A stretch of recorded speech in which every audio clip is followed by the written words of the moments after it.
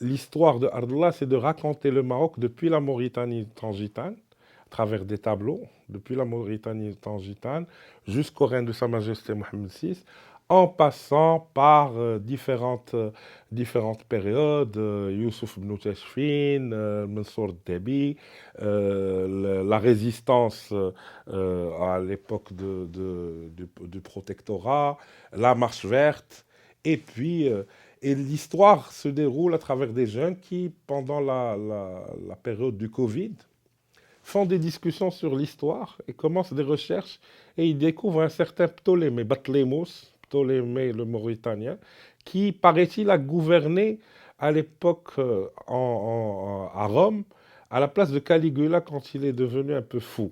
Ce n'est pas prouvé historiquement. Il y a ceux qui disent il a carrément gouverné, il y a ceux qui disent il a été invité par Caligula qui est son cousin, parce que Ptolémée est à la fois empereur ou gouvernant romain à l'époque de la Mauritanie tangitane, mais sa grand-mère maternelle n'est que Cléopâtre Sélénée, d'accord? Et qui est la sœur de la grand-mère de Caligula. Donc c'est des cousins. Il l'invite à l'Olympe dans une sorte de manifestation, de fête. Et il y a une autre version qui dit qu'il a été tué par Caligula. Donc tout ça, cette fierté du gouvernant et du peuple libre, des hommes libres, Amazirs, juifs, musulmans, avec de la présence chrétienne aussi, les Romains, et toute cette fierté à travers différentes époques de l'histoire, c'est ce qu'on essaie de raconter à travers Ardoulah, Anmour-Nouakous, le Maroc, le royaume du Maroc. Étant quelqu'un qui prône le théâtre de l'écart, Masrah al-Inziah, j'essaie de formuler une forme marocaine, qui est marocaine et qui est la mienne, sur une réflexion sur ce théâtre post-modernité qui utilise les nouvelles technologies, qui utilise, maintenant on est à l'ère de l'intelligence artificielle, mais dans un contexte marocain, dans un contexte de théâtre qui a débuté comme forme pré-théâtrale, puis un théâtre qui se veut moderne et qui a accompagné la réflexion artistique et littéraire au Maroc, tout autant comme l'art plastique ou le cinéma ou la littérature. Et aujourd'hui, il est face à une évolution de la technologie. Comment cette réflexion peut se faire dans un contexte marocain? C'est ça le théâtre de l'écart. Mais le théâtre de l'écart, je le pratique plus dans des pièces de théâtre avec cinq, six comédiens, avec des thématiques marocaines, que ces grands spectacles. C'est un registre de grands spectacles. Je vous rassure, je ne l'ai pas écrit et je ne l'écrirai pas en intelligence artificielle. Ça, c'est mon point de vue.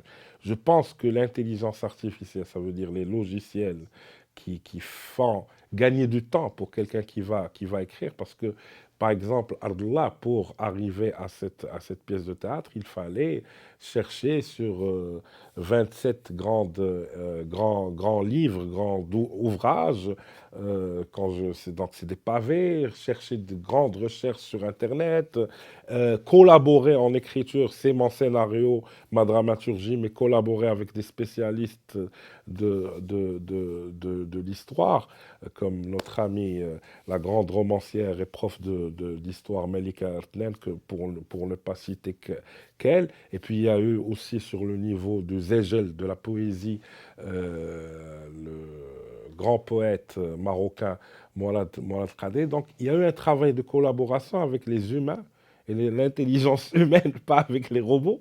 L'idée, au fait, on raconte l'histoire de la pièce dont je vais vous parler à travers une jeune adolescente qui parle au robot, qui parle à ChatGPT et qui lui pose des questions.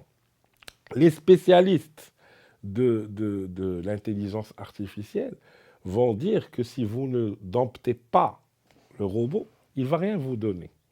Aujourd'hui, au niveau de la médecine, de l'industrie, il y a une précision chez le chat GPT, pour ne pas citer que un, de diagnostic, par exemple, dans la médecine, qui est aussi importante, si ce n'est pas plus importante que l'intelligence humaine, surtout dans des spécialités particulières. Une jeune adolescente pose des questions à ce robot qu'on voit sur scène présenter, parce qu'on a du mapping, on a des hologrammes, on a que là, et elle lui pose la question au fur et à mesure sur la musique andalouse, qui est la référence ou le registre sur laquelle on travaille, le registre sur lequel on travaille. On veut rendre hommage au patrimoine de poésie et de musique andalouse, marocaine, donc Tarab al-Andalousi, Tarab al-Ala.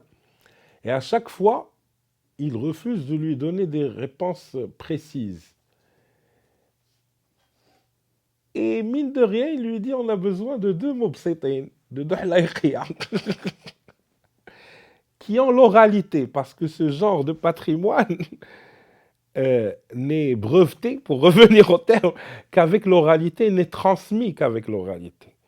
Et le robot nous fait venir ces deux mobsétain qui nous racontent l'histoire de Sakhrat al-Ushaq, et là il va assimiler